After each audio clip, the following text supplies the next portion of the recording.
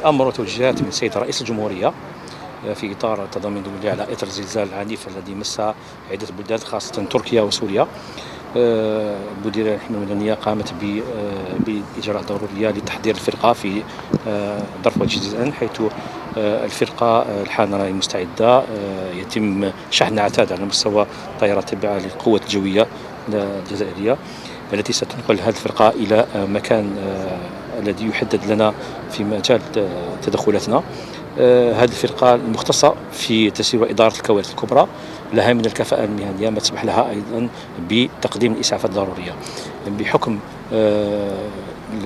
الإمكانيات الموجودة، خاصة الفرق المتخصصة. قد نذكر على سبيل المثال فرق البحث والإنقاذ تحت الردوم التي تعتمد على وسائل حديثة جدا إلكترونية، وأيضا فرق الكلاب المدربة، في أيضا فرقة متخصصة في طب الكوارث التي أيضا لها مهام سوف تقوم بها في إطار عمليتنا التي سوف نقوم بها حين وصول هذه الفرقة المتخصصة، التي مكونة من كما أشرت 86 عضو.